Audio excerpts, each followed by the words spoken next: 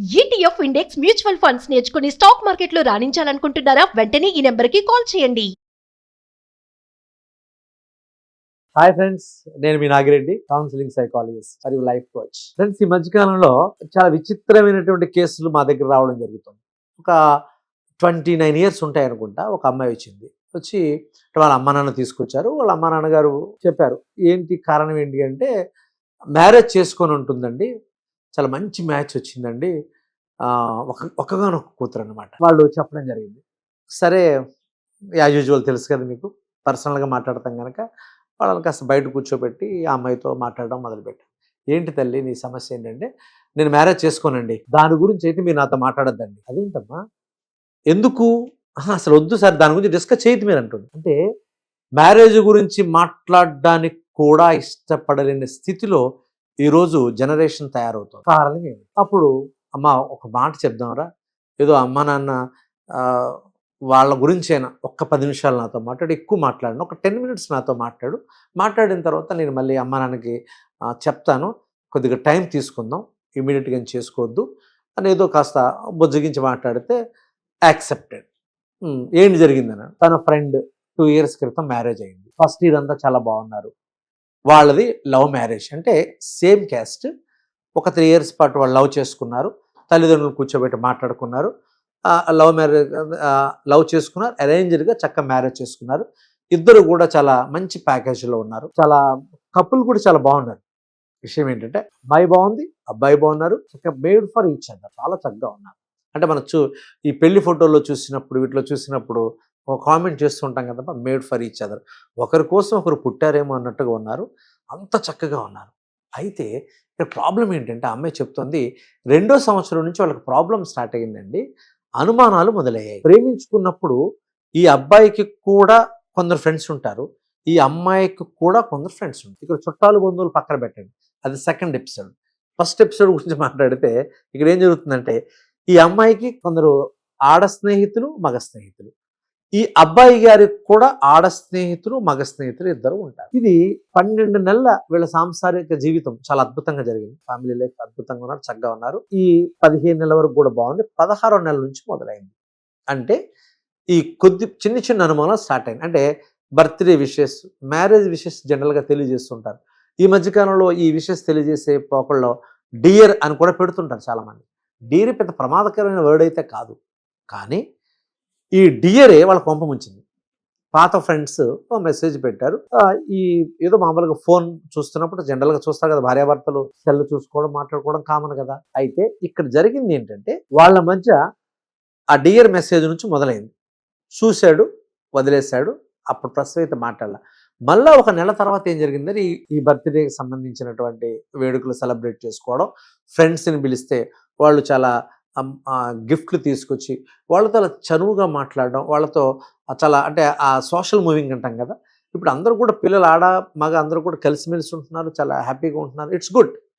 కానీ వన్స్ అనుమానం పెనుబోతం, ఇది చాలా దారుణమైనటువంటి అంటే ఒక స్టేట్మెంట్ మనం గుర్తుపెట్టుకోవాలి. ఎప్పుడైతే ఈ అబ్బాయికి అనుమానం కలిగిందో, ఈ అమ్మాయిని ఆ రోజు జరిగినటువంటి ఆ ఫోటోషూట్ అనుకోండి, ఆ కేక్ కటింగ్ అండి, ఇవన్నీ చాలా బలోపేతం చేసి వాళ్ళందరితో చాలా క్లోజ్గా అమ్మాయి మూవ్ అవడం, అందులో ఒక అబ్బాయితో చాలా క్లోజ్గా మూవ్ అవడం అనేది జరిగింది. వెంటనే ఇక ఆ రోజు నుంచి ఈ అమ్మాయి ఫోన్ చెక్ చేయడం మొదలుపెట్టాడు. బాగా గుర్తుపెట్టుకోండి, మనకి కలిసి వచ్చినప్పుడు, మనం కలిసి ఉన్నప్పుడు, మనం బాగా ఉన్నప్పుడు, ఒకరిని ఒకరు ప్రేమించుకున్నప్పుడు పెద్ద పెద్ద విషయాలు చాలా చిన్నగా కనిపిస్తాయండి. కానీ స్నేహం చెడినప్పుడు, అనుమానం మొదలైనప్పుడు, అభద్రత స్టార్ట్ అయినప్పుడు, ఆ చిన్నది దాని భూతత్వంలో పెట్టి చూస్తారు, ఆ డియర్ కాస్త అది చాలా పెద్దగా కనిపించింది. అంతేగా అప్పటి నుంచి ఆ అమ్మాయితో సరిగా బిహేవ్ చేయడం మానేశాడు. ఆ అమ్మాయి ఒక 1 సంవత్సరం రోజులు దీన్ని భరించింది. ఈ మొదటి సంవత్సరం తన సమస్య తల్లిదండ్రులకి ఎవరికీ చెప్పలేదు. కానీ వీళ్ళు రాకపోకలు చూస్తే, మాకు సెలవు దొరకట్లేదు, మీరు రావట్లేదు, తర్వాత చూద్దాం, కావాలంటే మీరు వచ్చి వెళ్ళండి అంటే, ఇదివరకు అత్తామామ మీద ఉన్నటువంటి గౌరవం తగ్గిపోయి అలా బిహేవ్ చేయడం మొదలుపెట్టాడు. వెంటనే వాళ్ళ తల్లి గారు గమనించారు, ఎందుకు ఇలా జరుగుతుందని అడిగితే, అప్పుడు ఆ అమ్మాయి తన సమస్యని అమ్మకు చెప్పింది. అదేంటి తల్లి, సంవత్సరం నుంచి అలా జరుగుతున్నప్పుడు నువ్వు మాకెందుకు చెప్పలేదు? అలా కదమ్మా, ప్రాబ్లం సాల్వ్ చేసుకోగలను కదా, నాకు ఆయన ఫ్రెండే కదా, ఇద్దరం ప్రేమించి పెళ్లి చేసుకున్నాం కదా, ఆ మాత్రం నన్ను అర్థం చేసుకోవాలని చెప్పేసి నేను ట్రై చేశాను. కానీ ఆయన ఇలా అయ్యేటప్పటికి ఏం చేయాలో తెలియట్లేదు. సో అది ఎంత స్థాయికి వెళ్ళిందంటే వాళ్ళ డబుల్ కాట్ కాస్త 2 సింగిల్ కాట్లుగా మారాయి, అయిపోయింది. ఎప్పుడైతే ఆ రిలేషన్షిప్లో తేడా వచ్చి మొదలైందో అనుమానం ఇంకాస్త పెరిగింది. అంటే ఇక్కడ అమ్మాయి సైడ్ నుంచి చాలా పాజిటివ్గా ఉంది, చాలా పద్ధతిగా ఉంది, ఆమె బిహేవియర్ చాలా చక్కగా ఉంది. ఇక్కడ ఇతనికి అనుమానం వచ్చేసింది. ఈ అనుమానం నివృత్తి చేసే నేపథ్యంలో అయితే ఈ అబ్బాయికి అప్పుడప్పుడు సరదాగా ఫ్రెండ్స్తో ఇప్పుడున్నటువంటి యూత్ ఎవరైతే ఉన్నారో, పిల్లలు ఎవరైతే ఉన్నారో, ఈ సిగరెట్ తాగడం, కాస్త మందు తాగడం అనేది చాలా సర్వసాధారణం అయిపోయింది. ఇది కాస్త పెరిగి పెద్దదైంది. అంటే ప్రతిరోజు తాగడం, ఓవర్ స్మోకింగ్, ఓవర్ డ్రింకింగ్. ఏమవుతుంది, 6 monthsలో ఈ అబ్బాయికి హెల్త్ పాడిన తర్వాత ఎప్పుడైతే మనిషి మానసికంగా శారీరకంగా బలహీనుడవుతాడో సమస్యలు కూడా పెరుగుతూ ఉంటాయండి. అంటే అనుమానం మరింతగా పెరిగిపోయింది. అంటే నీ లైఫ్ నీది, నా లైఫ్ నాది అనే స్థాయికి వచ్చేసింది. ఇది నా స్నేహితురాలి విషయంలో జరిగింది. ఇది మీకు చెప్పింది మచ్చుకు ఒకటి చెప్పాను. ఇట్లాంటి నా దగ్గర 6 డజన్ ఉన్నాయి. ఇది చేయడానికి అమ్మా నాన్న కష్టపడి తన జీవితాంతం సంపాదించిన కట్నంగా ఇచ్చి, కానుకలు ఇచ్చి, రంగరంగ వైభవంగా పెళ్లి చేస్తే, ఇప్పుడు ఈ పెళ్లి ఇలా పెడాకు లేపే వాడు అనుమానంతో నన్ను అవమానిస్తూ ఉంటే నా జీవితం ఏం కావాలి? సో నేను వివాహం చేసుకోవడానికి సిద్ధంగా లేను.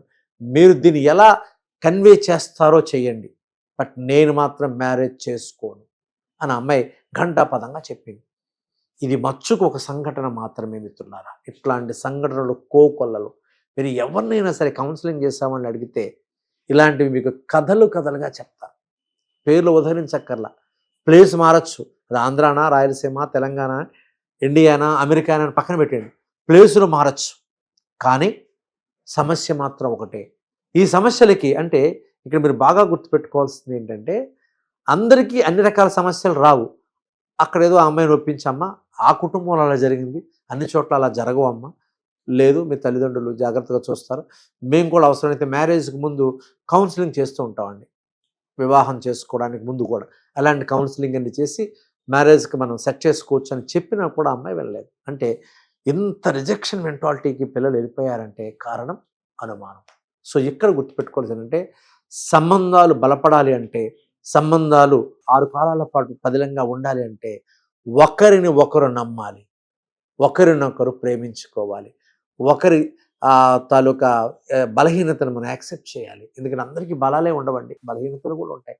ఎప్పుడైతే బలహీనతలను కూడా మనం యాక్సెప్ట్ చేస్తామో ఆటోమేటిక్గా రిలేషన్ బిల్డ్ అవుతుందండి. ఎందుకంటే రిలేషన్ పెంచుకోవాలి కానీ తుంచుకోలేము. నువ్వు వీళ్ళతో అడ్జస్ట్ కానప్పుడు భవిష్యత్తులో ఇంకెవరితో అడ్జస్ట్ అయ్యే అవకాశం ఉంటుందా? నో వే.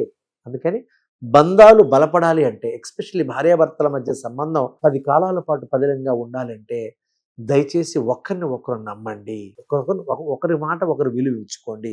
ఏదైనా సమస్య వచ్చినప్పుడు మీ తల్లిదండ్రులతో వాళ్ళతో కూర్చొని మాట్లాడుకోండి. అనవసరంగా స్నేహితులతో చెప్పకండి. ఎందుకంటే అందరు స్నేహితులు మనకు సలహా ఇచ్చే స్థాయిలో ఉండకపోవచ్చు. కనుక దానికి ఈ మధ్యకాలం మేము ఆన్లైన్ కౌన్సిలింగ్ ద్వారా కూడా ఇలాంటి సలహాలు సూచనలు ఇస్తున్నాం. సో దయచేసి రిలేషన్షిప్ని బిల్డ్ చేసుకునే ప్రయత్నం చేయండి తప్ప అన్నెసరీగా సపరేట్ అయితే మీరు ఎవరితోనూ రేపు కంబైన్డ్గా ఉండే అవకాశం ఉండదు. Thank you very much.